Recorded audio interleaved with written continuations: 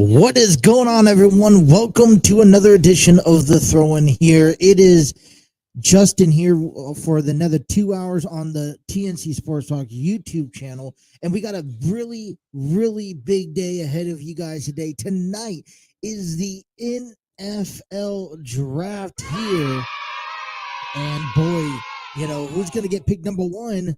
We're going to talk about that, give you our thoughts and our opinions as the program begins. Just getting all my paperwork set up. We got a busy program. Let me just find where everything's at. So that's all my one paperwork. All right, let's get down to it. Today we should be excited. You know why we should be excited? Because the Cincinnati Reds had swept their first team of the 2023 season. That is correct. The Cincinnati Reds went on and beat the Texas Rangers last night. Final score 5-3. And we mentioned about how big this was going to be. And it's a big series. This is wrapping up 20 games throughout the course of the early on in the season. We're talking 20 games that the Reds had to play in the month of April consecutively, and they didn't do quite well. Well, they finished off on a strong suit, and now they get a well-deserved day off here. And it started back at the beginning of April when they were heading on their first road trip to Philadelphia. They were supposed to face the Phillies on the road on a Thursday, have Friday off, and then begin a 19 consecutive game streak. And it was rained out. We got a Wednesday and a Thursday rained out, so they started playing on Friday. All right, 20 consecutive games the Phillies and the Cincinnati Reds had to play. And what ended up happening? What ended up happening was we had to figure out, or we had to crawl and battle our way through every little thing that was given to us. I'm talking about our bullpen had to figure things out. Our rotation had to figure things out on our offense. Well, kicking off this 20-game series, our offense was looking pretty good, and our rotation looked pretty solid. The only problem that we had in the first going was the bullpen, which struggled about halfway through. We couldn't get swing of things with Philadelphia. We went 1 for 3. Matter of fact, I have it right here. We ended up we went 1 out of 3 against Philadelphia. We headed over to Atlanta, which we got swept, but all by very close battling games. We head back home and we split the series and took 2 of 4, including a Saturday 13-0 shutout win that we had back in the first homestands on this trip. And then we hosted the Braves, where we took 1 of 3, which I don't think that was a bad series, even though we didn't win the series, because we knew how good Tampa Bay was. And then we got swept by the Pirates, which was devastating. But we come back and we finish things off strong at home at Great American Ballpark against the Texas Rangers. Now, I know these numbers ain't going to jump out at you, okay? They finished in this 20-game span.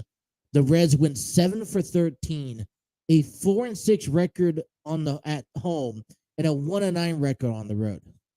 The road does bother me because I feel, a winning ball club should be able to win or play 500 baseball on the road. The home game, 6-4, I think that's fantastic. See, the rule of thumb for winning ball clubs are you play above 500 at home and you're expected to play 500 on the road. And it was a tough 20 game stretch. We didn't have, our bullpen wasn't the greatest. And I think if anything, and to anyone in that case, you had to tip your cap off to the bullpen, which have been able to find their rhythm the last few games, and they've played extremely well. Here's some numbers over the last 20 games that I think we should pay attention to. Now, these aren't numbers to go brag about because, let's face it, the Reds had a slumpish off, back end of this 20-game stretch that when the bullpen, was able to rally up, our hitting offense wasn't getting it going. Cincinnati over the last 20 games scored 82 runs compared to their opponent's 99 runs. That is a 17-run differential. Cincinnati put up 151 hits, while the other team put up 190 hits. And as far as error-wise, I see 2, 3, 4, 5, 6 errors. So 20 games, 6 errors, not terrible. But I think what can erase everything over the last 20 games. Okay, they come into a bye today, and they're coming into today 10-15. And you're basically 5 games out of 500. And I'm not worried about the standings in the NL Central. I'm worried more about let's play 500 baseball, because that's what's going to be the key to this year's success, is trying to at least play 500 baseball. For a 20 consecutive game series, 7-13 is 6 games below 500. Now, here's what we learned. We learned that we need help on the road, of course, but we just need confidence on the road. Going 1-9 so far in the month of April on the road. Now, the Cincinnati Reds are going to finish off the month of April in California. They're going to be in Oakland. And so we get to talk about the Oakland A's, which I think having a 3-game sweep over the Texas Rangers, which I think was a great way to end a 20 consecutive game stretch.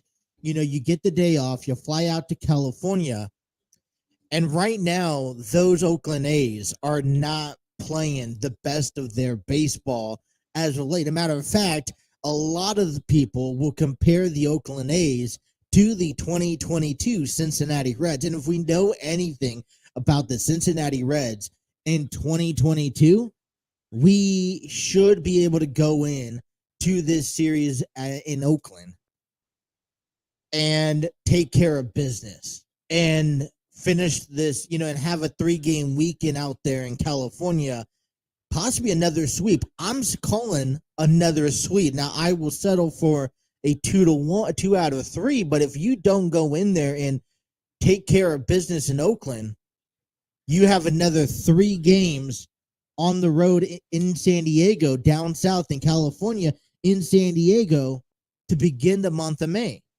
And with Fernando Tatis coming back, it's going to be an exciting series.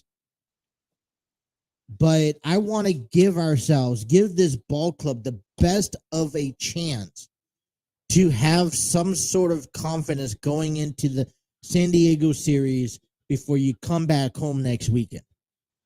And so for a moment, I think we should sit here and have the honor, the privilege, the ability to celebrate a little bit, because although we for one, we survived.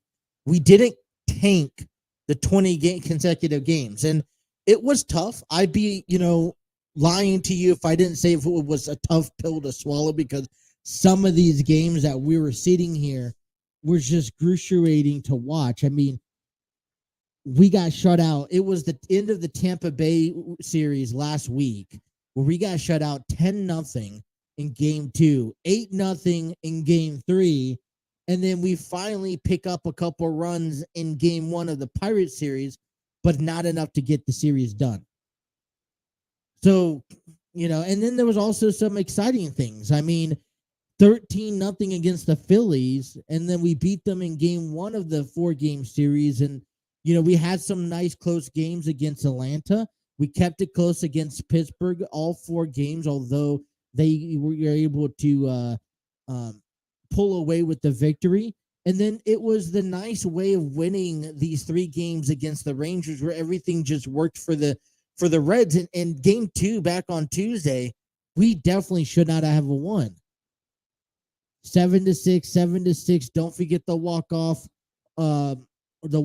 win on Monday, 6 runs in the 8th on Tuesday. And then last night, Nick Senzel. And this is where it kind of got, great. We're going to blow it, right? Gidball gets a couple men on. They go to Sims. He comes around, he ends up blowing the save. And expectively, to be honest, because we, with 2 on and nobody out, how do you come back from that, to be honest? And I think, it was a little high expected. But then it's Nick Senzel with a runner on with nobody out in the bottom of the 9th inning, and we get to Bruce Bochy. And Bruce Bochy is future Hall of Famer, one of the greatest managers I've ever lived and watched. Got a chance to watch him, growing up in San Diego, and then he moves over to San Francisco and has a couple of World Series wins.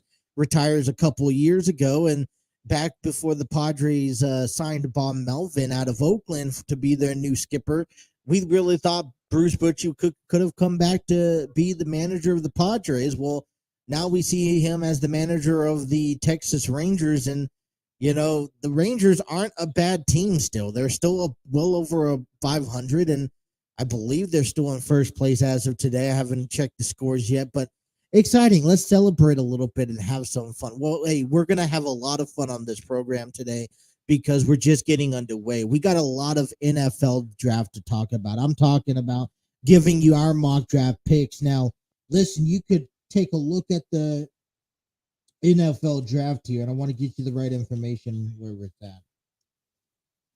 I have it here somewhere. Somewhere in my paperwork. Well, the NFL draft is tonight. It's available on ESPN and the NFL Network. That's going to get kicked on the way at 8 p.m., and they're out there in Kansas, and we have a lot of talk about who's getting drafted number 1. Will it be Bryce Young? And who is my top 10? Who's my first 10 picks of the NFL draft? What will happen? We also want to take a look at the Pittsburgh Steelers, Baltimore Ravens, and the Cincinnati Bengals. And man, it's a big day for the Bengals. And I tell you, it's a big day for Cincinnati because we need to understand the direction. I think there's a couple of things that the Cincinnati Bengals have to address in this draft. And it's more so not just picking up, filling in the voids and what we need, but it's also doing it in a way to continuously convince Joe Burrow and saying, hey, we want you here for a long time. We will like to lock you up for a couple years. And this is how we're going to do it through the draft. So it's kind of a bit of a sticky situation, but I think that the Bengals are in good position because I think there's a solid 6-7 guys out there that if they don't, we obviously, if some guy gets picked up early on in the first round, then we could fall into plan B and plan C. But I'll share with you who I like and where I think we really need to focus on, especially after this offseason has really went underway. So forth. So we'll talk a little bit about that. We still want to talk about the WWE Draft, which is tomorrow, by the way. So a lot of draft conversations lingering around. We're excited to talk about that. And man, NXT really caught me by surprise. We didn't talk about NXT spring break-in back on Tuesday, and I want to go ahead and bring that up today, talk a little bit about that, and what does that have effect on this upcoming WWE draft, as this is supposed to be, according to Paul Levesque, a game changer. So we'll give you coverage of all that, get you to look at the NBA and the NHL playoffs, as well as the ECHL update playoffs. So a lot to get around, a lot to get to. Want to thank everyone for tuning into the throw-in here. If you guys are watching us on Facebook, hit that like, share, and subscribe. People over there on Facebook and Twitter, be sure to like this program, share it with a friend, let them know we're live right now for the next 2 hours, taking you guys up until 3 p.m. Here on the program, and then head on over to our YouTube page to leave us a comment and give us your thoughts. I want to hear from you guys. Who's getting topped in the top draft, and where are these players going to go? If you guys are listening to us on audio platforms, whether that is Spotify, Apple Podcasts, iHeartRadio, so forth, thank you. We welcome you. Without you guys, none of this is possible. All right, we're just getting underway, taking our first time out on the program. We'll be right back and talk some more sports. You guys are listening to The Throwin' right here on the TNC Sports Talk YouTube channel.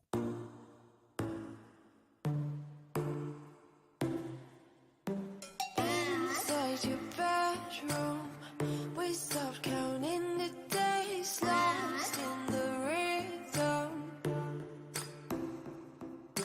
Physical silence, no need to speak a word, laying here beside me. Don't wanna live to fight.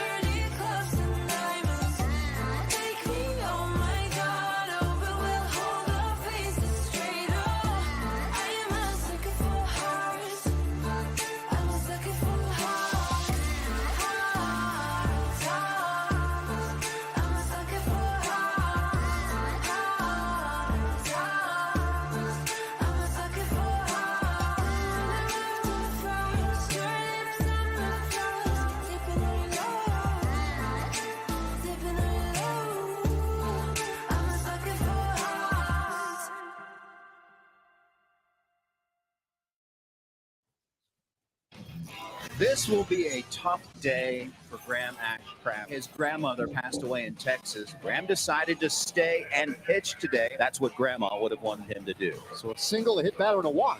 Great start to the second inning. The Rangers have the bases loaded. Bases loaded. Payoff. Grounded right side. Ashcraft has to cover. Shovel from Steer. He hit the bag and they got it. And he just does get to the bag for the out, and the inning is over.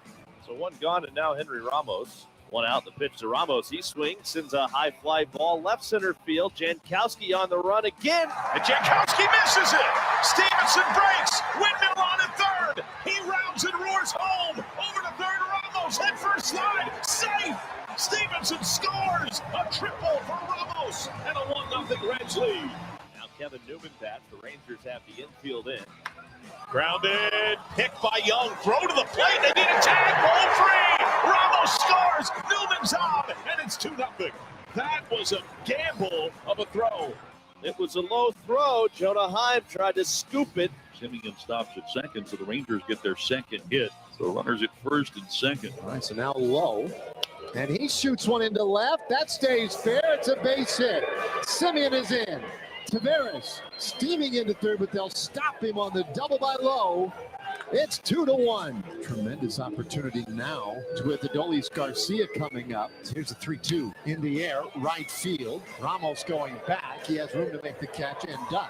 But Tavares able to tag. He'll score without a throw. The Reds have him at the corners with one out for TJ Friedel. 1-1. Left field. Grossman the glove. Senzel tags. Throw to the plate. Senzel is in. Lead 3-2. And did he get him? Yes, he did. Steer couldn't stop himself, and that is strikeout number 1,000 for John Gray, and it gets him out of the inning. Season high 100 pitches for Ashcraft. We'd love to see him get through 6. The pitch. Miller, weak tapper, back to the mound. Ashcraft has it, and he will run and tag out Miller on his way to the bag for the final out. So he does just that. Graham Ashcraft gets through 6, allows just the 2 runs. Lucas Sims will get the call. Miller has faced him before, 1 for 3 against him with a home run. The 2-1. Man, that ball slugged high in the air center field, should be deep enough. He'll score without a throw, and the sac fly by Miller has tied the game in the 9th inning. And the Reds have their leadoff man on in scoring position. And Nick Senzel has looked pretty good at the plate over the last couple of ball games.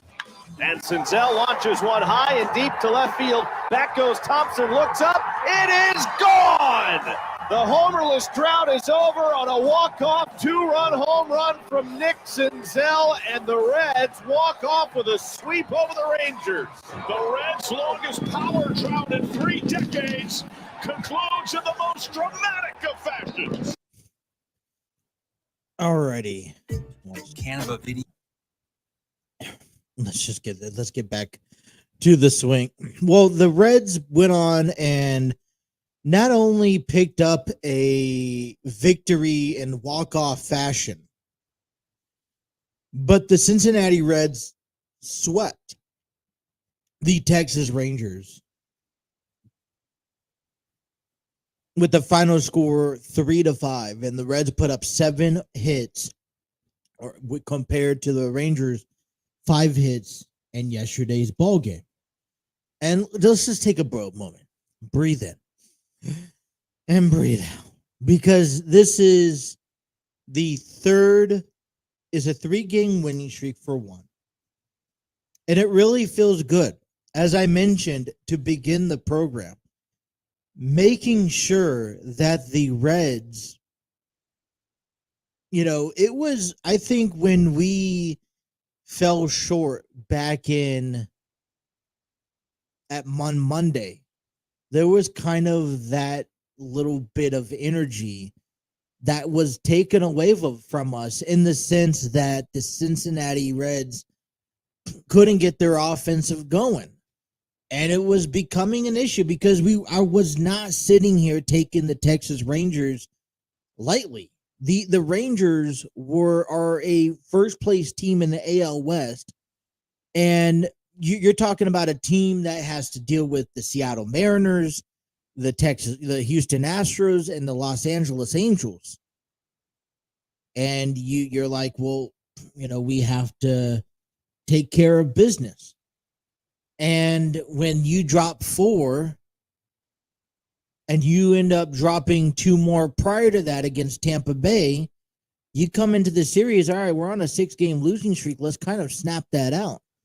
And, we're on the final stretch, and I understand how people could get winded and exhausted, and it could really deteriorate the motivation in the clubhouse, especially when you're not winning. But the Reds this series found something going. And, I've been very confident the last couple of games, the last week or two, about the Reds bullpen. I've been really good about, surprisingly, I'm really confident about the 5 guys we throw out there each and every night in the rotation. But it was the offense that I was a little bit worried about. And last night, yesterday's ball game, Nick Senzel, 2 for 4, 2 runs, 2 RBIs batted in with a walk-off home run, bottom of the 9th inning. Give the not only a walk-off win, but you feel good now. With the day being off today, you're out in California. You probably get a chance to sleep in and catch up on your sleep, and then be able to maybe head out to the ballpark, take a couple of BPs, and then maybe go, see some scenery before you got to take on the Oakland A's. And I'm not going to go see here and claim that the Athletics are a team that you could take lightly, because with the Reds, you can't take any team lightly, to be honest. But I feel confident in the position that the A's are in right now, that these Reds could go in there and take care of business, and that's what we need. Imagine after a 3-game series, you head over to, Oakland and take at least 2 out of 3. I would just like to say, all right, let's go take 3 of 3 and call it the weekend. And then, you build the confidence going down south to San Diego, taking on the Padres. But it was a nice win. And it was something interesting, because I didn't know about this until literally just days of, or until this morning. Condolences and everything goes out to Graham Ashcraft and his family, as apparently he loses his mother back on Monday, and he still pitches on Wednesday. And what grandmother would have wanted, and I'm like, tip my cap off to you. So I think it worked all well through and through, and a nice little victory there. As of yesterday, the San Diego Padres beat the Chicago Cubs 5-3. The Detroit Tigers, Milwaukee Brewers win 6-2 yesterday. Pittsburgh Pirates beat the Dodgers 8-1, and then the St. Louis Cardinals drop against the San Francisco Giants. What I like about this is that now you provided yourself, because the Giants and the Cardinals play today. So here's what's on the radar for today. The Padres and Cubs at 2:20. You got the Dodgers and the Pirates right now in the midst of their game, as the Pirates out front 3-2. All runs were scored back in the first inning. And then later on today at 3:45 p.m. Eastern Standard Time, you have the St. Louis Cardinals wrapping up a 3-game series against San Francisco. What I like about how things turned out, it's battling that first step at a time. And what I like is that we are now divided by a game, that even if St. Louis beats the Giants today, we will still hang in above the Cardinals heading into the weekend, from my understanding. We sit here about 7 games back of Pittsburgh, who holds the first place 17-8 record. And then there are a game above Milwaukee. Chicago is 3 games back, and then we're 7 games back. So there is a good 4-game gap difference. But I know this is kind of really early to talk about, in the sense, but I'm like, listen, it's staying in the race as long as possible. I could get down to August and September and be like, all right, the Reds are done, but they've fought that long. And what I really liked about this last series is that the Red Legs fought. Did they not? They fight in every game. Like, I mean, I mentioned I've been paying attention to these games, and if you've been paying attention to these games as well, you know, and you see you know, if you're just seeing win and loss record on it, I mean, you're not really paying attention to these games.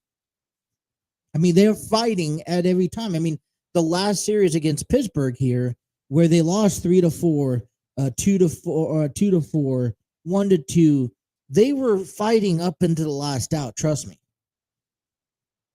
But hey, the rule of thumb goes to show that you can't sit here and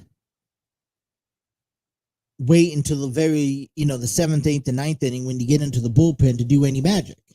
So that is the Padres. Oh, that is not the Padres. Sorry. That is the Red Legs roster here. Or what everything that they've done. So 20 consecutive game stretch has now come to an end. They get the day off. They will head to Oakland. I think they're already in Oakland. And then they will go ahead and enjoy today off and get ready for 3 games against Oakland, 3 games against San Diego, Thursday off to come back home. And then I believe, if I'm not mistaken, they'll host the White Sox for the first weekend of May. So there you have it. FC Cincinnati goes on and beats Louisville yesterday in the U.S. Open Cup tournament, 1-0. We'll give you more information about that, as well as the ECHL Kelly Cup Playoffs and NBA and NHL playoffs coming up next. We're just getting through the program here. Got a lot to talk about when it comes down to the drafts, both NHL and WWE. That is still to come here. You guys are listening to The Throw One on the TNC Sports Talk YouTube channel.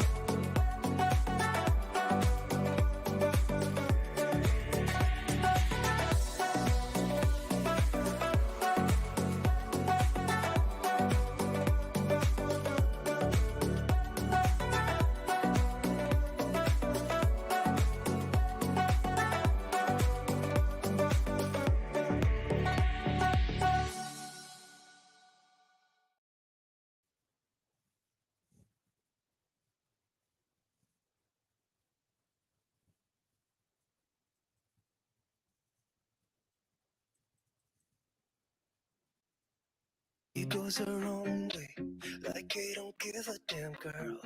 And my God, she owns it. So many heartbreaks, goes back to 2014, and I think that she knows it. And if you've seen her, I know that you would believe it, 'cause I know that you'd want her to.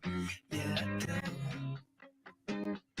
Everyone's taking their shot, but missing out on the cut.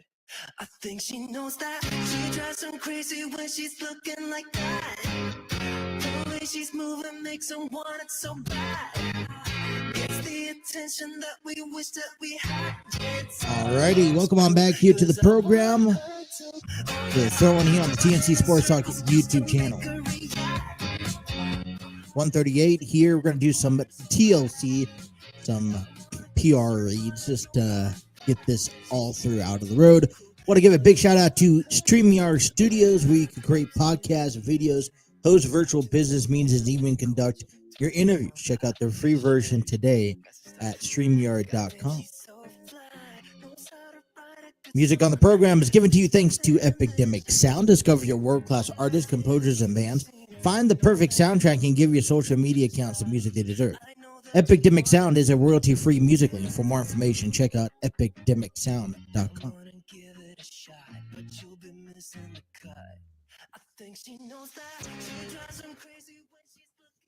All right, let's go ahead and do a little bit more TLC. We got some upcoming festivals headed our way in Cincinnati. We'd like to extend the offer and invite you guys out there, not just to check out the food, drinks, and all the above. We want you to be able to enjoy and volunteer. We need you volunteering, thanks to Enlighten Studios. It's not just a incorporation, it's a family. Enlighten Studios offers a lot more than what to give. They help other people out, surrounding them to grow into their own. And I know it through first class. And, you know, if you are trying to grow yourself, I recommend checking out Enlighten Studios.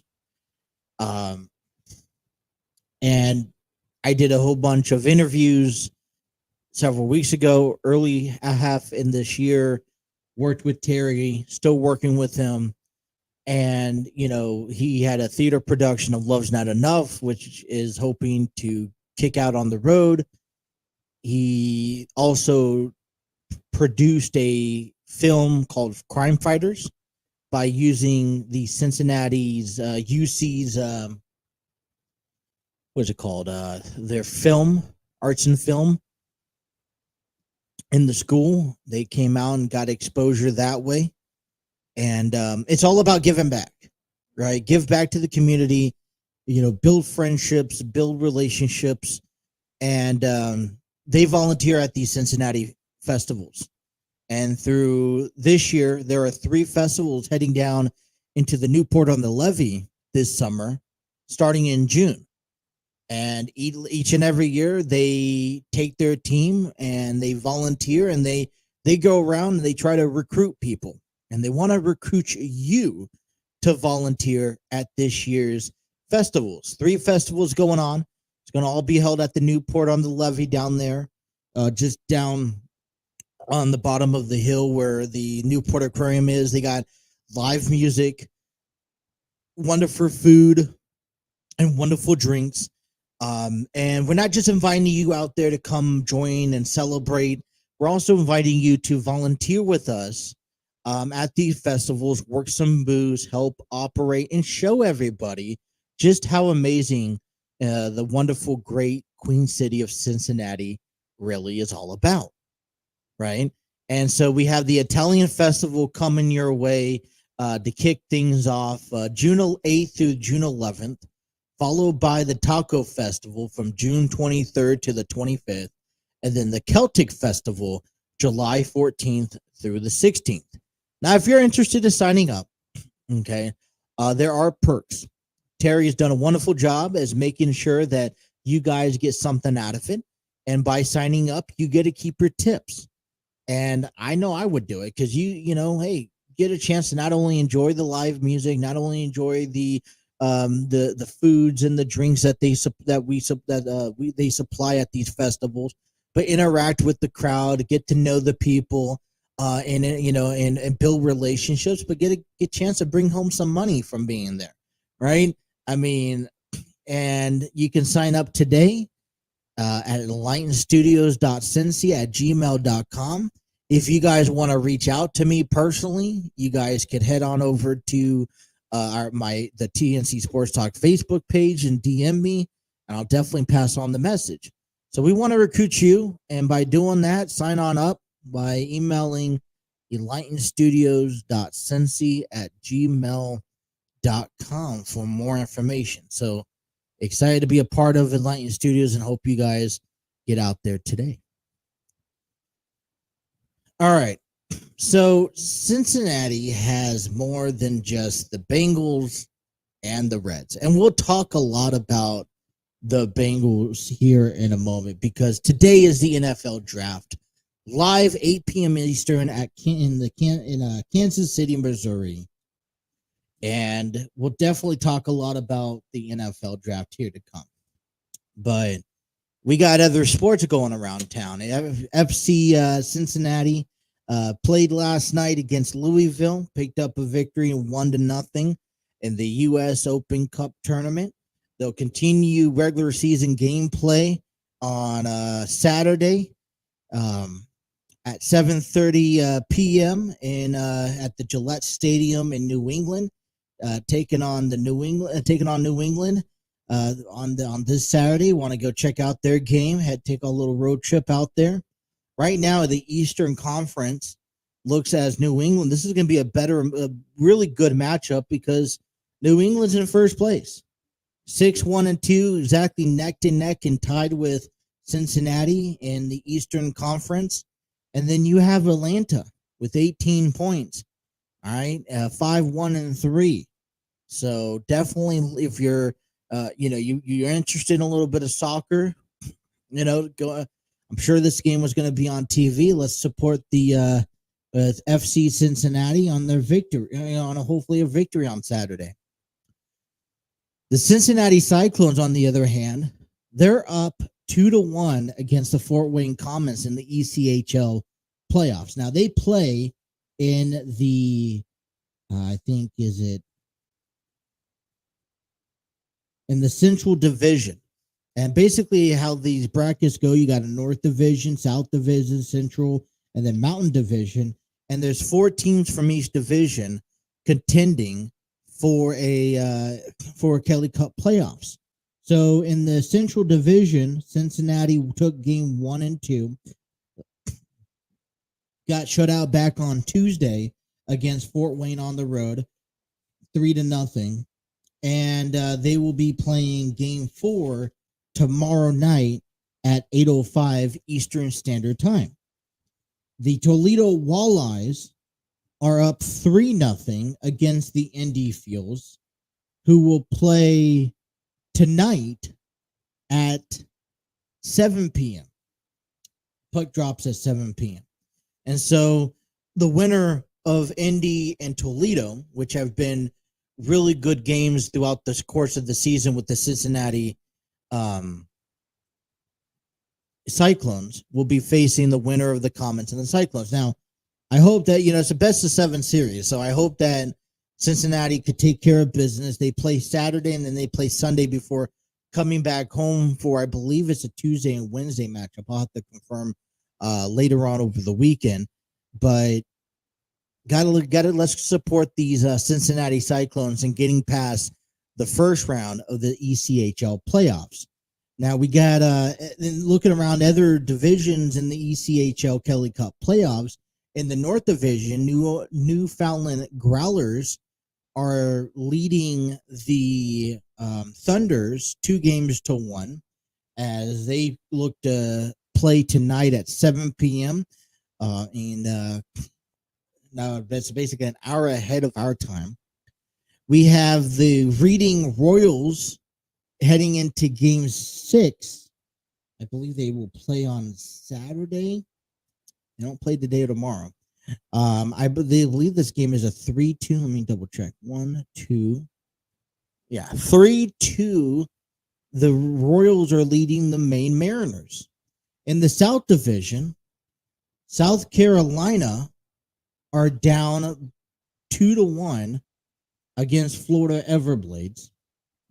Jacksonville Icemen are up 2-1 against Greenville Swamp Rabbits. And in the Mountain Division, Idaho Steelheads are down 1-2 against Utah Grizzlies heading into Game 4.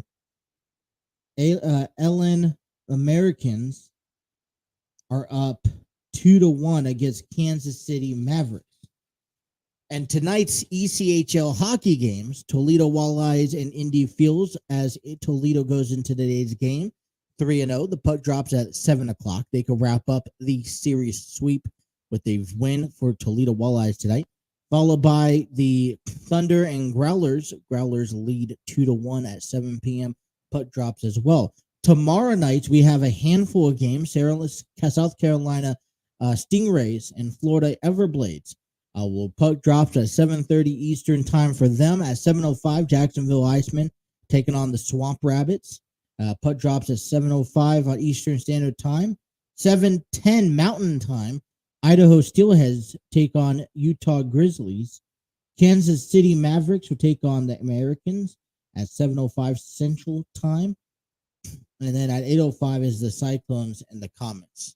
Now, that's quite a bit confusing there, but that is your ECHL Kelly Cup Playoff standings. All right, the NBA is continuing with playoff runs today. Yesterday, the New York Knicks wrapped up a series victory against the Cleveland Cavaliers, winning 106-95. They beat the Cavaliers 4-1. Miami Heat also picked up a series victory against the Milwaukee Bucks, knocking out the number 1 seed? Whoa. Against the Bucks, they won 128-126. They beat the Bucks 4-1. Los Angeles Lakers dropped to the Memphis Grizzlies last night, 116-99. And the series advances to 3-2 in favor of the Lakers. I will say LA, Los Angeles, do not give the Grizzlies a chance to come back in Game 6. You got to take care of business in Game 6. NHL playoffs. Last night, the Florida Panthers kept themselves alive after beating Boston Bruins 4-3. They are still down in the series 2-3, but they keep themselves alive to play another day. And then also Seattle Krakens advanced to 3-2 over Colorado Avalanche after beating them 3-2 last night. Where is today's game? All my paperwork all over the place. All right. It's somewhere around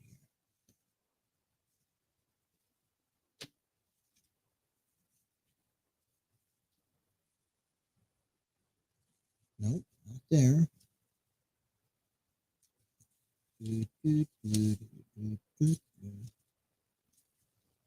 Wow. Who would have thought I've been able to lose all my paperwork here for... There we go. Nope. There we go. Finally found my paperwork. Today's games here, starting off with the NBA. We got one game going on. Tip-off is at 8:30 between the Boston Celtics and Atlanta Hawks, where Boston leads 3-2 in the series. NHL Stanley Cup Playoffs. First game, puck drops at 7 o'clock between the Tampa Bay Lightnings and the Toronto Maple Leafs. Toronto's looking to wrap things up as a lead 3-1. At 7:30, we'll have the New York Rangers taking on the New Jersey Devils as the series are tied 2-2. And then last game of the night between Winnipeg Jets and the Vegas Golden Knights, as Vegas gets a chance to take care of business against Winnipeg if they pick up, as they currently have a 3-1 lead in the playoff series. I'm kind of crossing my fingers that Vegas kind of gets a chance to eliminate Winnipeg Jets here. And the reason by that is because I have a bad taste in my mouth. But we'll see about all that fun, good stuff. Hi, hey, the NFL draft is here, and there's a lot to talk about. And we're just going to start breaking the ice here. I always get worried putting these things together because I feel like there's only so much to talk about until you figure out, all right, what is there to talk about? And there's two dynamics that we're looking into when it comes down to this NFL draft this year. One, we have to look at what the Bengals are doing, and we'll talk about that here in hour number 2. But number 2 is that we have a handful of Bearcats. And last year, they made history in the 2022 NFL draft with 5 players going in the top 100 picks across the 3 days. And I guess if you are the Bearcats, you're hoping that we can, I don't know if we're going to get the same people, but there's a couple, we're hoping to get a couple of players going in the draft over the weekend. Since 2001, at least one Bearcat has been picked 18 of the 22 drafts, which I think is remarkable. So we need to understand a few things heading into this draft. And this is what we're going to talk about in hour number 2, quite heavily. And this is going to all be related to the WWE Draft, which is tomorrow. One thing that, I have the first round picks, and tonight is going to be the first round picks only. So I have the quarterback list. I only have the top 5 quarterbacks rankings. Bryce Young is coming in at number 2. We have CJ Stroud coming in at number 4, ranked. Anthony Richardson at number 11, ranked out of Florida. Will Levis, and number 50 is number 18, and number 55 is Hendon Hooker. Now, I believe, if I'm not mistaken, that one of the draft picks have been, one of the mock drafts even has the Hendon Hooker coming in the first round. Now, I don't know how this first round is going to go down. I know in the top 10, I have my top 10 predictions. But this first round draft, this year's draft is going to be quite interesting. One thing that we have to understand when we're bringing this all in a circle for the draft tonight is that the way teams draft are going to be how they figure out their team for the 2023 season. And what I mean by that is that, for example, Carolina is number 1. And they have needs here as quarterback, cornerback, edge, wide receiver. And so one of the big questions they're going to leave out is Carolina going with a quarterback? And almost everyone's projecting Bryce Young at number 1. But we don't have a huge quarterback class.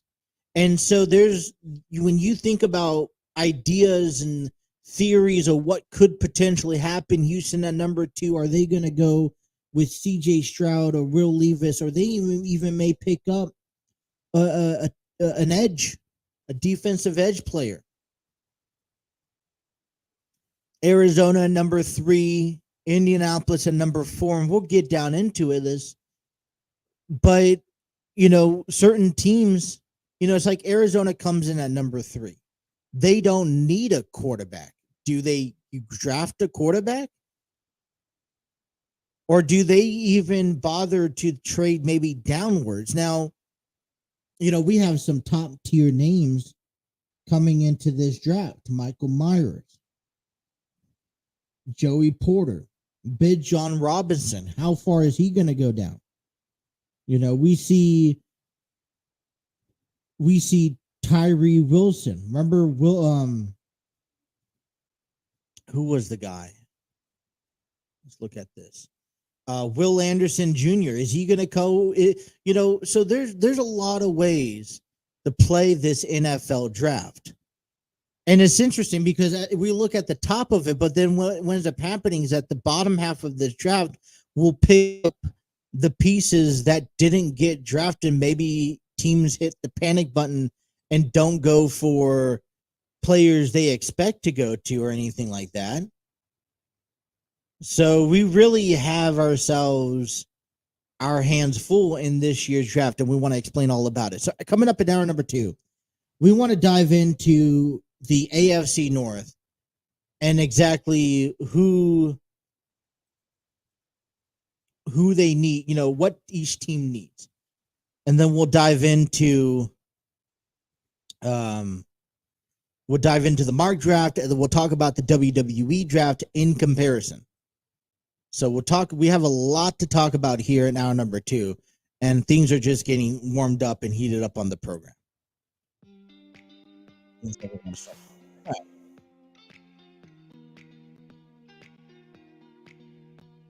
right, hour number 1 is complete on the program. We'll come back for hour number 2, take you guys up until 3. Thank you guys for tuning into the throw-in as more continues here on the TNC Sports Talk YouTube channel.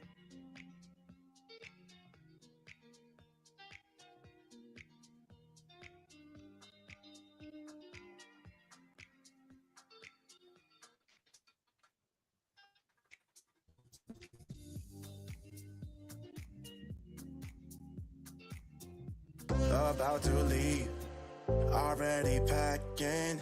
Come with me, I'm not really asking. We'll get away to a place where we don't know.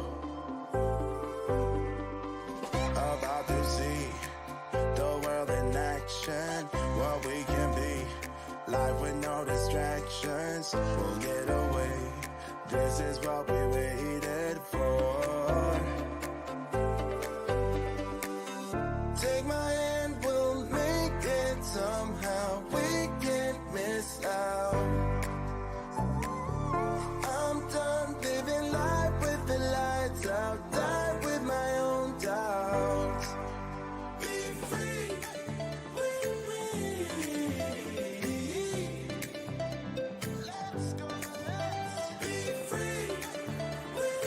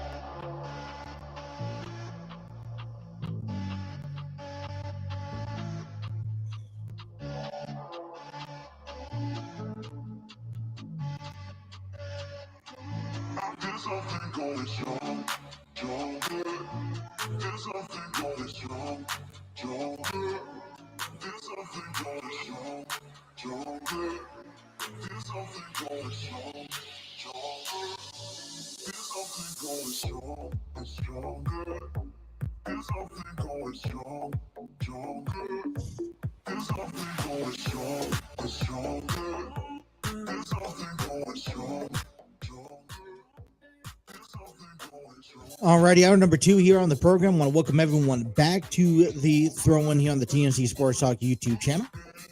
I want to give a big shout out to our friends with Spreaker. Spreaker from iHeartRadio, where you can upload your podcast, get monetized, see analytics and reviews and all that stuff.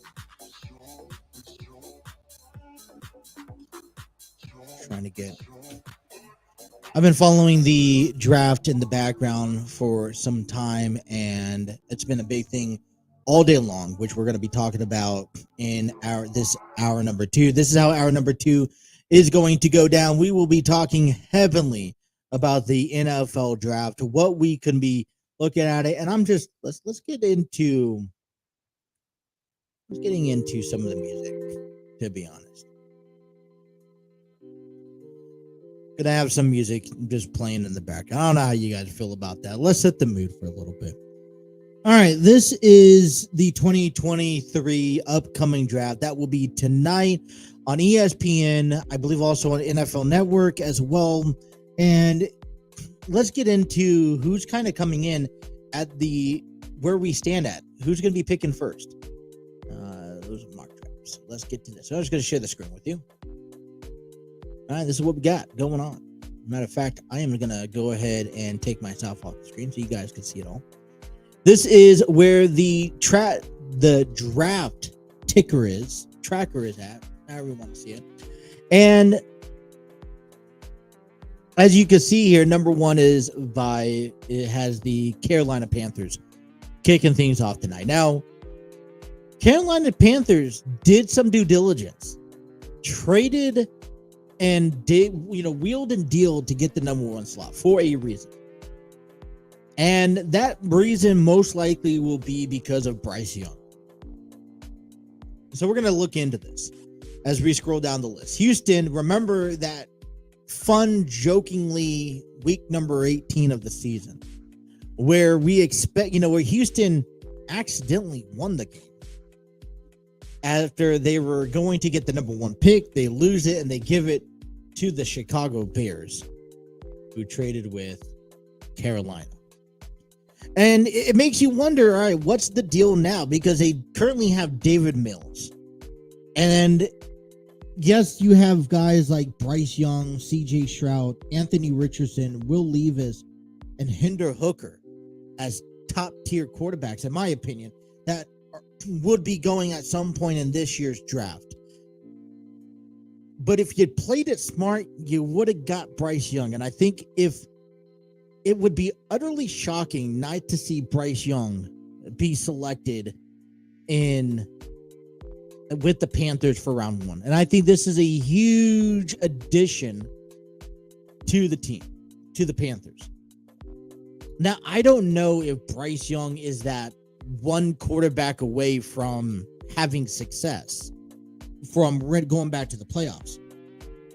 But when you considered, if you are in the NFC South and you consider that the only person right now, the only team that you're really contending against is Derek Carr and the Saints, then I'm pretty open about it. So Carolina picks up a quarterback in the first round. Now, if by any means stretch, but we've seen some crazy things come out of it, if Carolina doesn't get Bryce Young, they need a cornerback, they need an edge. And in the rankings, according to CB rankings, ranking number 1 in edge is Will Anderson Jr. from Alabama. But unfortunately, I don't think he'll be picked number 1.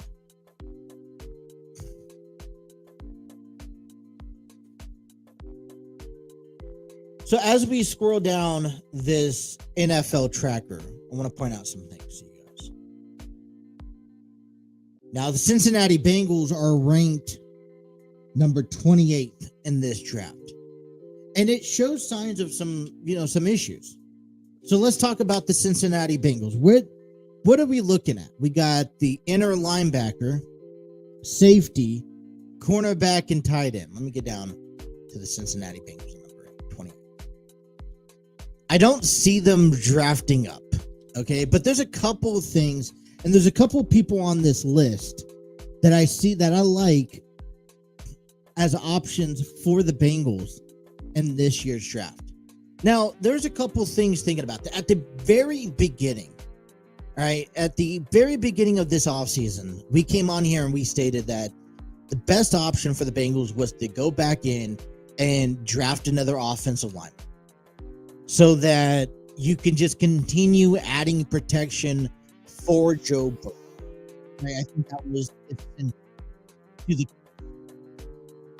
I'm trying to believe that. But some things have changed over the past few weeks, exclusively losing some key players in your back end.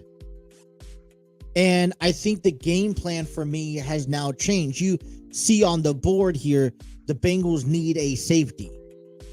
And you may be very correct. I think number one going all over is Brian Branch from Alabama as your safety. If he was going to be one of your guys you believed in. Why not? I mean, you could definitely, I think this year, getting defensive players is essential.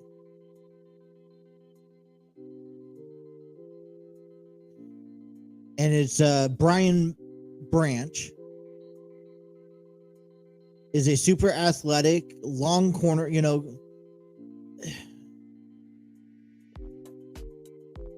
long cornerback who feels like the prototypical defensive back for Brian Flores, for a system. Let me see here.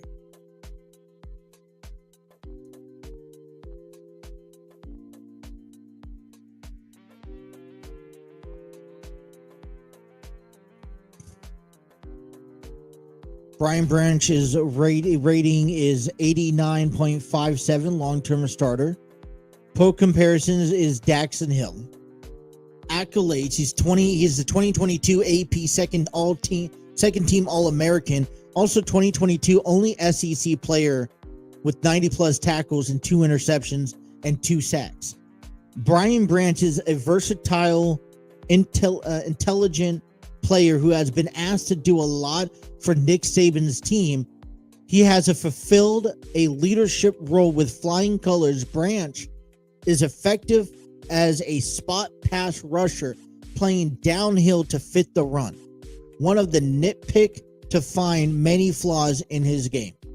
But Branch could be a bit more mass to his flaws in his game, but Branch could add a bit more mass with his frame. He had just a 3.2% missed tackle rate in 2022. He's versatile, allows him to play safety, nickels, and boundaries in the pinch. High football IQ, fluid hips and transitional across the field, effective on blitz, does a good job getting blocks. His 40-yard dash was a 4.58. Vertical was 34.5 inches, and broad jump was 10 feet, 5 inches. In 13 games last year, he had 90 tackles, 3 sacks, 2 interceptions. I like the guy of Brad Branch. And if you're going on my radar as one of you, if I had to go top 5 for the Bengals, I'm choosing a guy right now as Brad Branch out of Alabama to be a safety. We need a defensive protection. Let's look at some of the other safety providence that we can see coming out of this first round for the Bengals. I'm liking a guy like Julius Brents out of Kansas State. All right, he has great length. He gets up to speed quickly. And we need some help on the quarterback position, do we not? We could always use help. It's going to be key that we get into the rhythm of getting defensive help. But here's a little bit of things that a couple players that I think is a little far out of stretch. That would be a huge win if the Bengals can capture them. First of all, we got to look at the tight end, Michael Mayer. All right, 2022 AP first team All-American. 2021 to 2022 led all FBS tight ends in receptions, 180 and receiving yards of receptions. Now, Michael Mayer, he's one of those great guys. He's consistency. He's a consistent producer dating back to freshman season. He's a great size and makes consistent catches. He's able to go as a tight end. He's also built like an extra lineman, to be honest. And, he's running that 40-yard dash in 4.7. He has a vertical high of 32.5, and the jump is nearly 10 feet. All right, 12 games, he received 67 catches, 809 yards, averaging about 12 yards a carry with 9 touchdowns on the board. I think Michael Mayer would be a great addition to the tight end range, especially after the tight ends we've gotten rid of this offseason. Another good personnel would be Jahmyr Gibbs from Alabama. Okay, he's one of the running backs. And the thing I have to say with the running backs is, in all honesty, we're possibly looking at about Joe Mixon departing from the Cincinnati Bengals. I think that is just fair to say. But when we look at I think there's 2 running backs right now open to question. Benjamin Robinson and Jahmyr Gibbs. And if if the one of those guys are available, and I know that we're kind of more attractive towards the defensive game, but if one of those guys are available at pick number 28, would it be foolish enough not to consider them? My point is, and my thing is for the Cincinnati Bengals here, when we're talking about draft picks, all right, is that I got 6 guys: Joey Porter Jr., Joe Tipman, Jahmyr Gibbs, Michael Myers, Anton Harrison, Brian Branch, Julius Bentz, and I got 4 guys being announced as defensive players. Here's, I think, what we need to focus on this year. We need to focus on defense in the draft. I think it would be foolish enough that with the amount of defensive players that left the Bengals this offseason, we're talking about Von Bell being one of them, that we try to add a couple of decent defensive players to help out the team. But the problem that I also run into is that with the contract that Jalen Hurts got, with Aaron Rodgers going over to Green Bay and potentially, or to New York and playing for the Jets and potentially making over $100 million, with, I think one of the questions that one of the answers we need to figure out and solve is that we need to give ourselves, or give Joe Burrow that security blanket, giving him the chance, hey, I want you in Cincinnati for the next 3 to 5 years. This is what we're going to do for you to lock up that deal. And I think that is important, because we want Joe Burrow for 5-6 years, right? I think the Bengals want to lock him up, and I'm pretty sure that Joe Burrow wants to stay in Cincinnati. The money has to be right, and when the money is not right, then we run into the situation of the possibility of Joe Burrow leaving in a couple of years to a different organization that's willing to pay him. Okay, I'm not worried about the running back situation. Although if you could pick up a Bijan Robinson or a Jahmyr Gibbs in the first round, because running backs are replaceable. We're seeing that with Ezekiel Elliott. We're seeing that with the contract tag on Saquon Barkley. And Joe Mixon, most likely, like I said, I can't see the Bengals keeping him at least for after another year. He may play this year if all goes well, but he's not going to be a long-term quarterback for the Bengals. They already signed him to a 4-year contract. He's at the back end of that, so it would be unideal to see him advance. And we already have our quarterback. I don't think we need receivers. That's just my take of the, tell the take. But I think that this year's focus is going to be heavily on the defense. I said offensive line. I think defense is going to be additional. If you pick up a decent, now if Joey Porter goes, if Julius Bentz goes, if even Brian Branch goes, but you get Michael Mayer as a tight end, I definitely play the Michael Mayer game as well. All right, we got a lot more to talk about. I want to give you in my next segment my top 10, the first 10 picks of this NFL draft. We're just about 6 hours away, 6 hours and 40 minutes away. Don't go nowhere. You guys are listening to The Throne here on the TNC Sports Talk YouTube channel.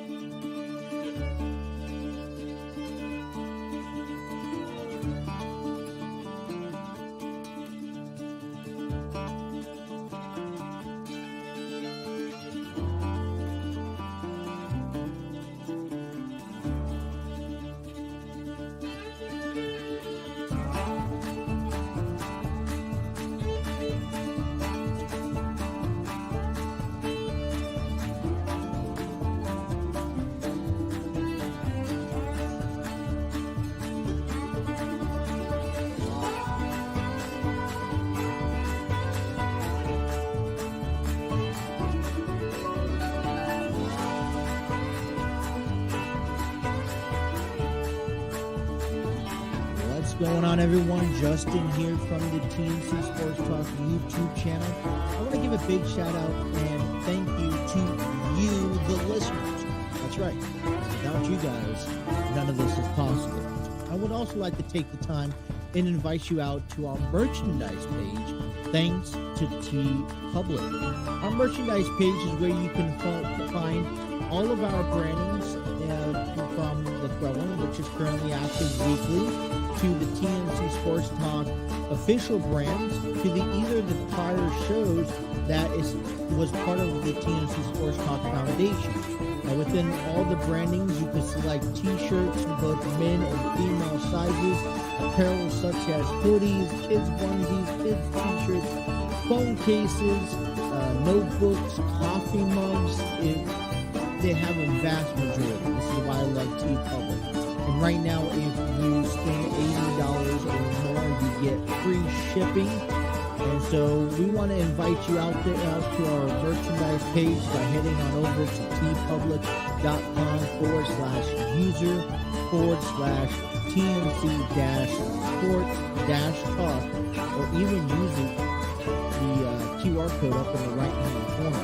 We want to thank you guys again, the listeners, for supporting us, and we hope to see you guys out wearing our merchandise.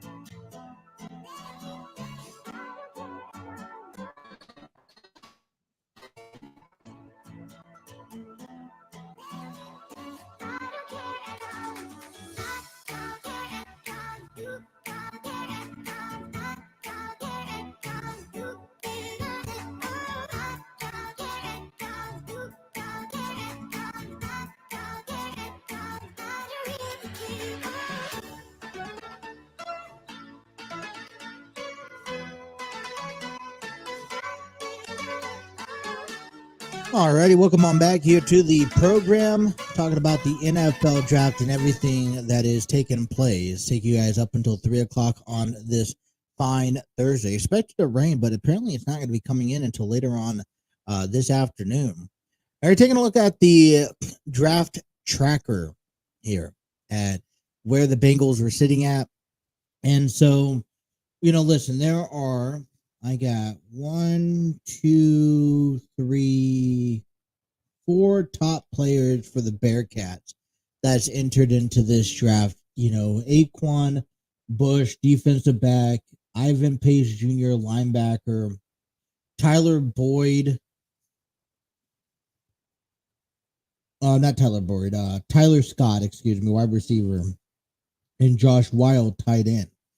Wouldn't it be nice if we could pick up an Aquan Bush or an Ivan Pace Jr.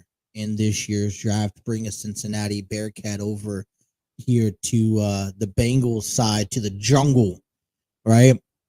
Well, we have to also pay attention and worry about our own AFC division here. Now, I've explained to you quite a bit who I like for Cincinnati, who's picked number 28, but both Pittsburgh and Baltimore come before the Bengals pick at number 28. Houston will get number 12, the original spot for the Browns. So they're going to get a chance to pick again as the Browns opt out and traded to get out of. Well, this was part of the Deshaun Watson deal with Cleveland. So I think there's a little bit of a break. And tonight is only round 1. That's what we got to remember.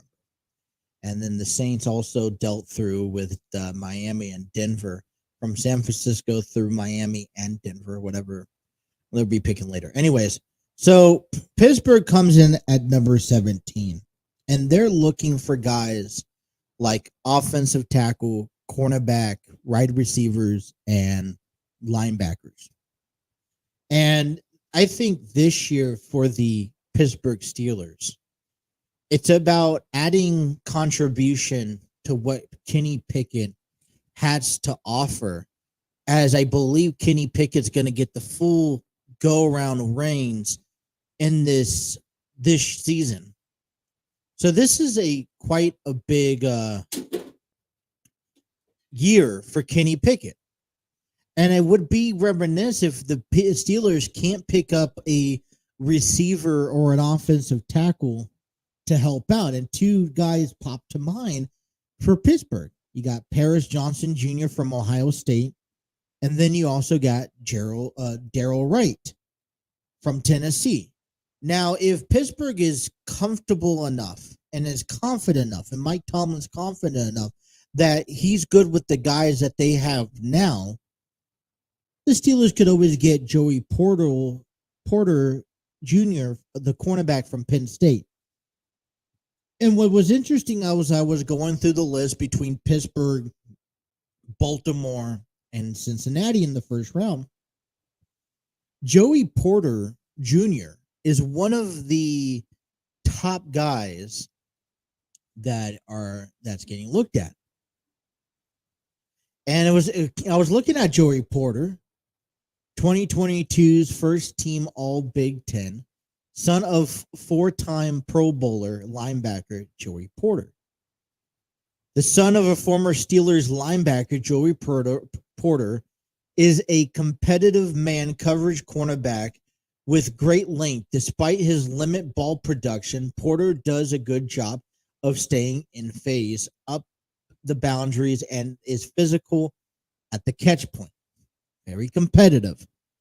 And it instantly reminds me of the Pittsburgh Steelers. Great length to play on the boundary. Does a good job staying in phase up the boundary, competitive at the catch point. Weakness, just 1 interception in 4 seasons.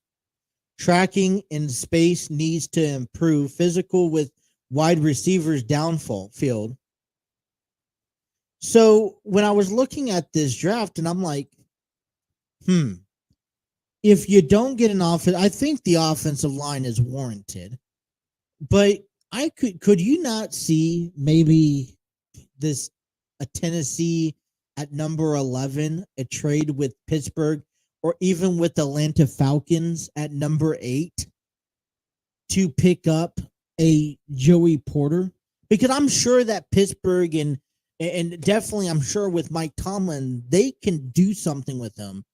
I don't think that we've seen the best yet from Joey Porter, and I think if he gets a chance to play on the same team that his father played on, I think it will spark a little bit of motivation, and you'll see a little better performance. Now, he may not be a developed starter for each and every game. That's doubtful, but I would love to see him be on the same team, and I think that's what the Steelers would have to trade up to.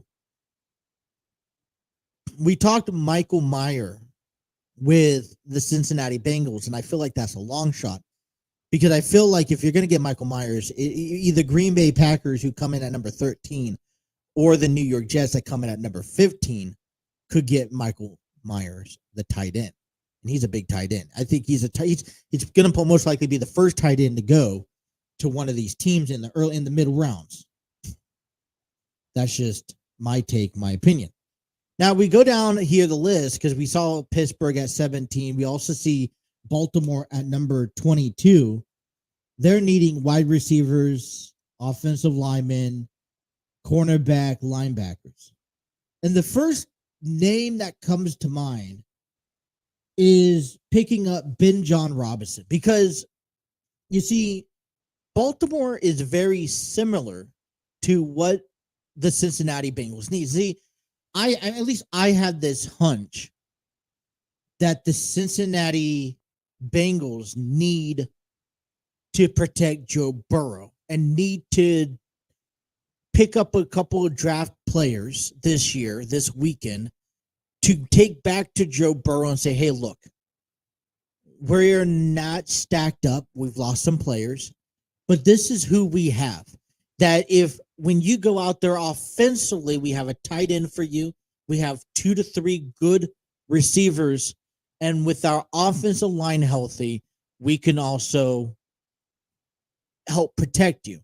Now, like I mentioned earlier, the controversy with the future of Joe Mixon, I think, is yet to be determined. Whether he stays for another year or whether the Bengals just part ways with him now is still yet to be determined.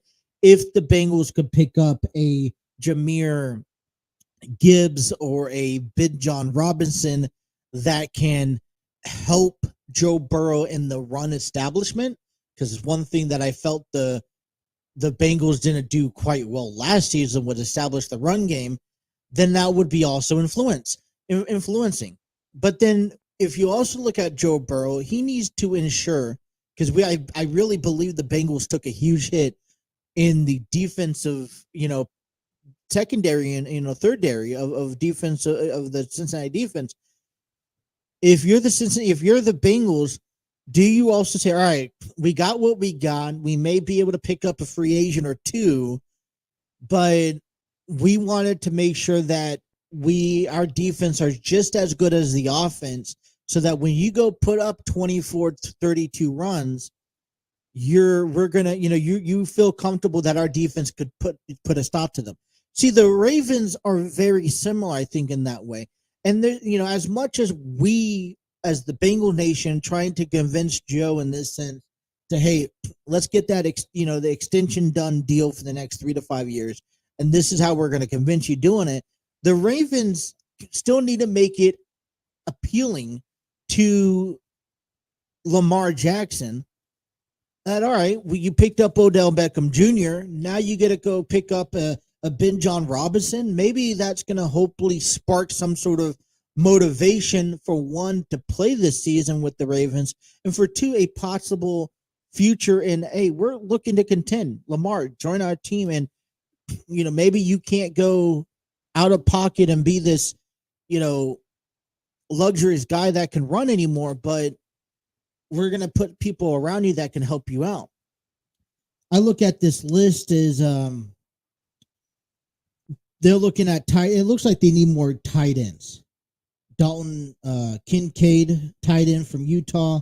They need more offensive players. Quentin Johnson, one of the top receivers, expected to be going in this draft.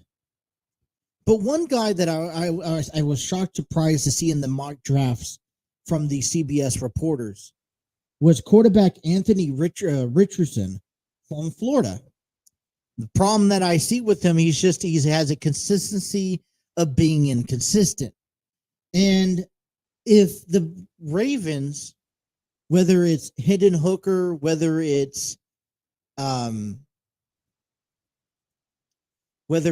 Hooker, or whether it's one of these quarterbacks down below, like a Jake Heener or a Clayton Tune or a Jaron Hall from BYU, if the Ravens decide that they're going to go with a quarterback, especially in the early rounds, I'll tell you this, especially in the early rounds, then I think this is going to say, all right, I think this is a clear message from Baltimore saying that, all right, you know what? Listen, if we haven't struck a deal now, the chances of us getting a deal done is just probably in the rearview mirror. Not saying that we're not open to, getting a deal done in the future, but we're prepared to take the steps of moving forward in the event that you're not capable of wanting to resign for us. And you know what? If it is what it is. So that's one thing that really sparked my attention. Like I mentioned in the last segment, that Joey Porter Jr. was one of those guys that was on the list for all three teams. And like I said, Cleveland's out of the bracket here as we look in the first round. With the deal earlier between the Jets and sending and collecting Aaron Rodgers from the Packers, they swap in the draft. So Aaron Rodgers moved the Jets to number 15 in the first round, as the Green Bay Packers get number 13. But we look at the top 10 here with Carolina, Houston, followed by Arizona, Indianapolis, Seattle, Detroit, Vegas, Atlanta, Chicago, and then Philadelphia.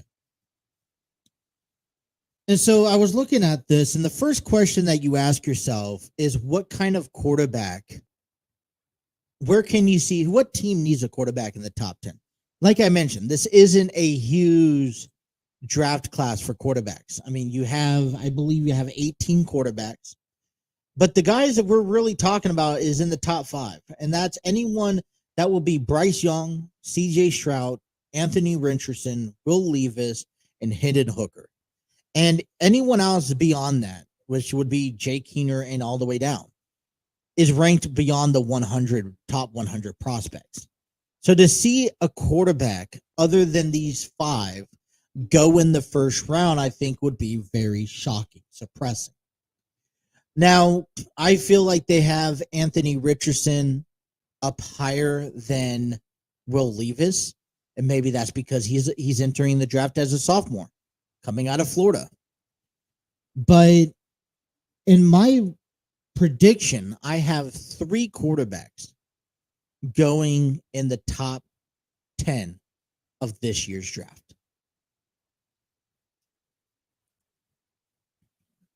You look at the teams that need quarterbacks. Well, Chicago traded down, put Carolina up front, and they took the number 9 slot. Now, what does that tell me?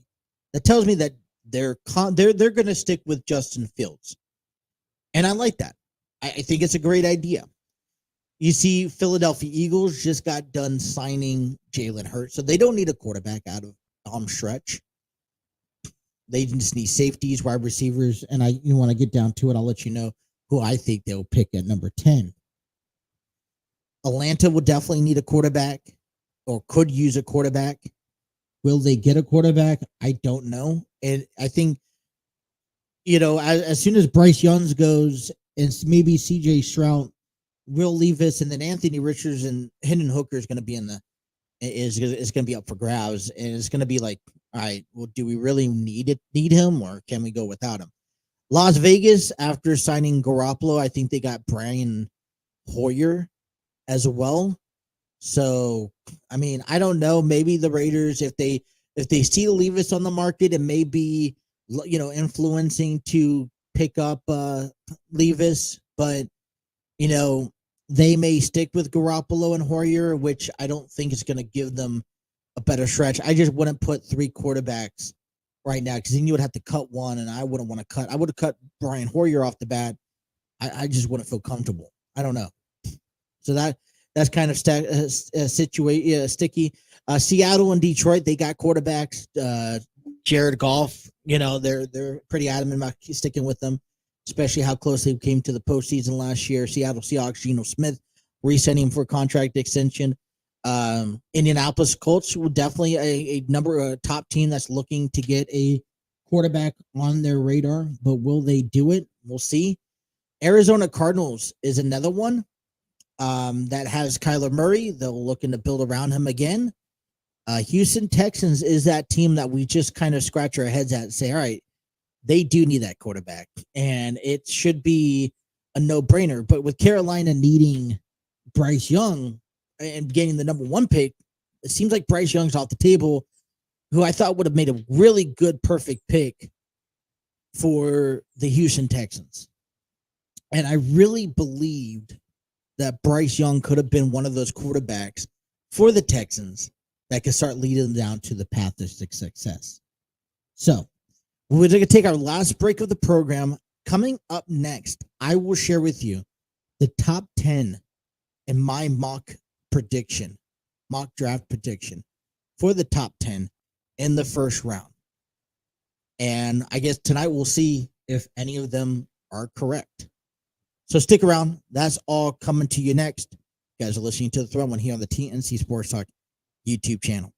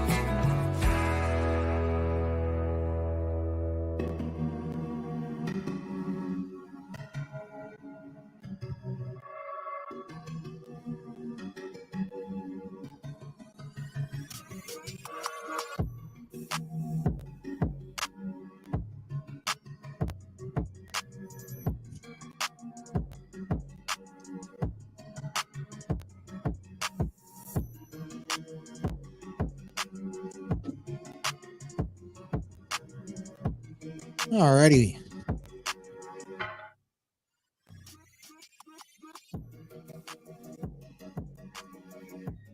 Welcome on back here with the throw-in. Be sure to tune us in tomorrow on Friday as we wrap up the week of sports, getting you guys ready for the WWE Draft, wrapping up, reviewing the round one of the NFL Draft, getting you guys prepared for the WWE Draft and SmackDown.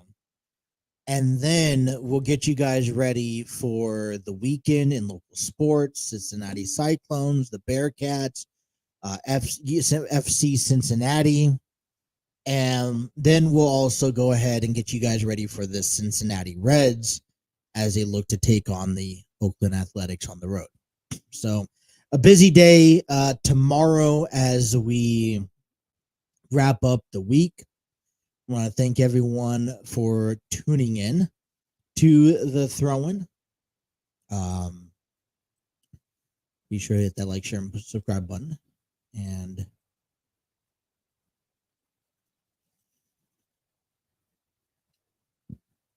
excuse me 1 second.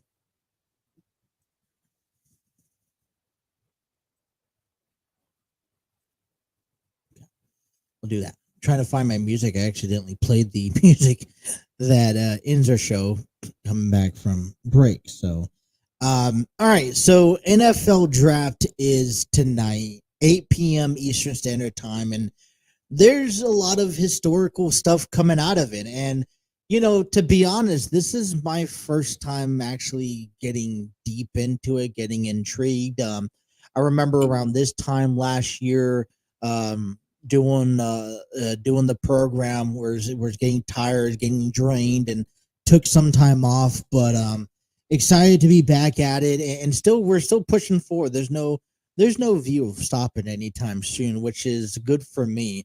And there's still plenty of content looking ahead of us. But when we talk about this upcoming draft here in just a couple hours, we mentioned the top 10.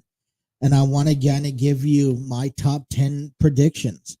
Like I said, we'll see what the Bengals do. And I think when we look at this, we have to see what the Ravens and the Steelers do as well. And I know I'll have my clipboard and pencil ready as soon as it comes down. And I'll take notes and jots information. I'll have my computer with me as well. Tonight we'll take the girls, take the oldest to softball practice before it rains. It's supposed to be for only an hour or so.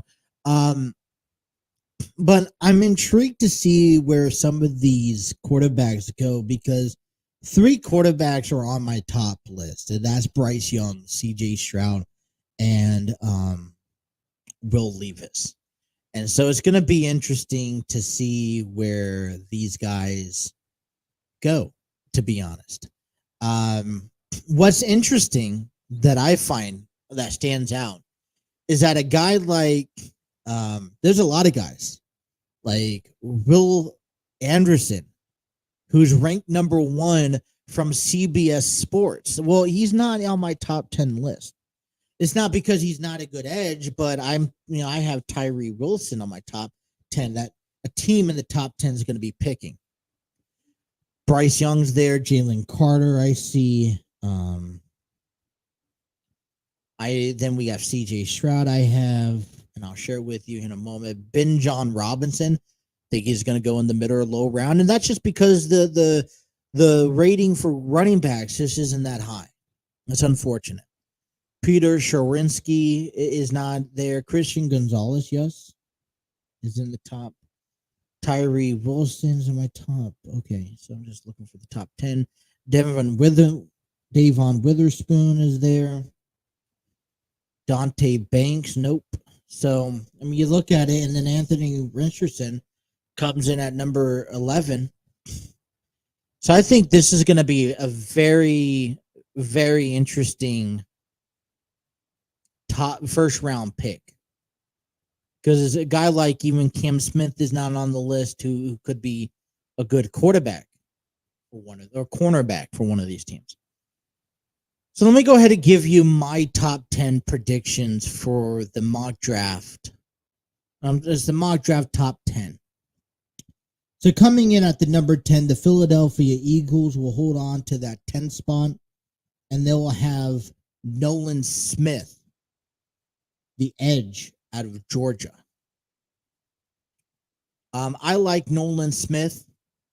Nolan Smith, listen, elite change of direction, athleticism, twitchiness, and quickness despite lack of size. Shows ability to hold ground and offensive tackles can set edge versus the run. Yeah, he's undersized, but he's run, he's a 4.39 in a 40-yard, 41.5 inches in a vertical. Board jump is 10 feet, 8 inches. In 2022 for out of Georgia, Nolan played 8 games, 18 tackles, 3 sacks, no interceptions. But I'm liking Nolan. I mean, when you got the Eagles, who's already has, they're just kind of that 1 inch away. And they already signed Jalen Hurts to that long-term deal. So it's like, why do we need to keep him in the mix? So he comes in at my number 10. Now, coming in at number 9 for me, Houston will actually trade up to number 9. Originally, they are now at number 12. I think Chicago would trade down again to get Houston at number 9. And the reason why Houston will come in at number 9, they will get Will Levis. And this was kind of the difficult one I could see happening. Maybe he would have done it with Atlanta, but I see maybe Chicago coming out of there again. It would be very shocking to me if in the first round we don't see Houston pick up a quarterback. And so that's why I have Houston coming in at number 9 with Will Levis as a quarterback out of Kentucky. For me, I like Will Levis. I don't know if he's a good fit in Houston, but I don't see Houston going anywhere. And I don't see any other quarterback. Maybe Anthony Richardson, but not really. All right, number 8, I have Atlanta, and I have wide receivers from Ohio State, Jackson Smith-Njigba, coming in and getting drafted by the Falcons at number 8. Njigba here played in 3 games last season, I know due to an injury. He also had 5 receptions, 43 yards, no touchdowns though. But he has he glides around the field. Ball tracking down the field is elite. I mean, he's corner next, level fielder that we like, especially as a wide receiver. And I think Atlanta needs one to help themselves out. Coming in at number 7, I have the Vegas Raiders. Now, I don't think they're going with the quarterback. I think they're actually going with I don't think they'll go with the cornerback out of Oregon. And that's going to be Christian Gonzalez. Christian Gonzalez, he played in 12 games last year for Oregon, excuse me. He has great length. Out of those 12 games, 50 tackles, 4 interceptions. I like the depth analysis. He was a second team all Pac-12 AP. 4 interceptions, third most in the Pac-12. Coming in at number 6 for me is the Detroit Lions. Now, they don't need a quarterback, definitely in this one. They got Davin Witherspoon, cornerback from Illinois. And Davin, just right here, 11 games, 41 tackles, 3 interceptions. He needs to pack more weight on his 6-foot frame. Average top end of receiving speed. He's an elite competitor, though. He has a high football IQ, will jam and stab to routes for receiving. I think he make a huge impact with the Detroit Lions. And you think about a team who is just that 1 inch closer. Coming in at number 5 for me is the Seattle Seahawks. They already locked up Geno Smith. I think the offense is pretty solid a big contribution out there for the defense would be the defensive lineman coming out of Georgia, Jalen Carter. And I really like Jalen Carter. I think he's one of my favorites coming into this draft on the defensive end. He uses his strength to the 11th to gain ground, great quickness and attack gaps, 12 games, 32 tackles, 3 sacks, and 0 interceptions. He was a 2022 unanimous All-American, 2-time CFP National Championship, 2021 and 2022. I think it'll be a great advantage for the Seattle Seahawks. Coming in at number 4, we'll have Arizona be picking. I have a mock draft of Will Anderson Jr. from the Alabama, the edge, making his way. I actually thought I didn't have Will Anderson, so I'm made a mistake. I apologize there, but he ranked number 1. Someone has to pick them, and for Arizona, you don't need offense. I think you need defense, especially without J.J. Watt. So a good addition to him. Coming in at number 3 for me is Indianapolis Colts. They'll be picking C.J. Stroud, the quarterback out of Ohio State. I really like C.J. Stroud. I think this will give the Colts a fresh opportunity. I think he's he's comparisons as a Geno Smith, and I think he works perfect in Indianapolis. With Ohio State last year, 13 games, he passed for over 3,688 yards with the 66% completion, 41 touchdowns, 6 interceptions. I think you have Trevor Lawrence. This AFC South. I'll say this about the AFC South. This AFC South is going to be a young group of talent. You're not going to have a lot of veterans in there. No Matt Ryan. Trevor Lawrence is going to start in.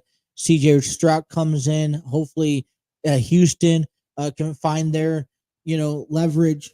I really originally thought that maybe Houston will pick up CJ Stroud and then Will Levis will go to Indianapolis, and that could still potentially happen. But coming in at number 2, I see Tyree Wilson, going the edge from Texas Tech, going to Houston in the second pick of the draft. 10 games, 61 tackles, 7 sacks, no interceptions. He's tall, sleek frame. I mean, I think anyone who picks up a Will Anderson or a Tyree Wilson are not going to be disappointed. And then coming in at number 1, I think, overall, is going to be Bryce Young, the quarterback out of Alabama. And I think this is it's given. It's been stated. And boy, I mean, I think the Panthers have kind of gotten a chance to steal one. Just imagine if Houston would have lost that game in week 18. They would have had the number 1 pick, and we probably would have been talking about the guarantee of Houston taking Bryce Young and how much of an impact that can do and elevate the Texans out of a division that is now resetting itself.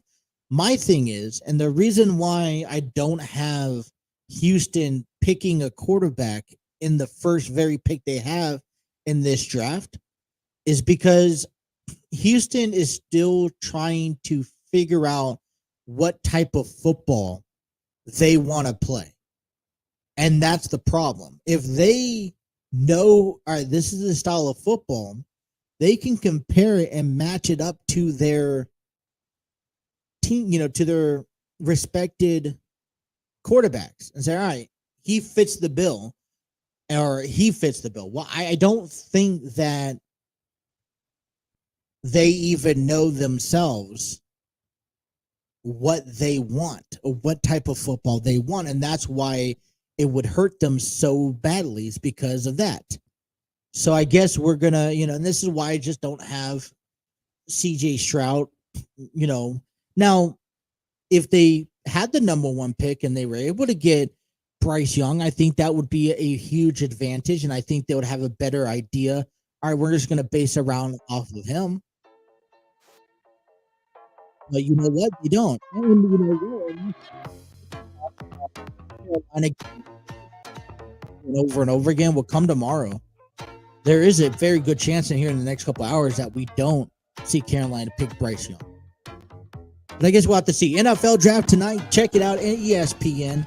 We'll be back tomorrow to wrap up a week. Thank you guys for tuning in. Hit that like, share, and subscribe button. And don't miss a single episode of The Throw-In. Want to thank everyone for tuning in. And thank you for making this your sports talk show. Until tomorrow, you guys take care and have a great rest of your day.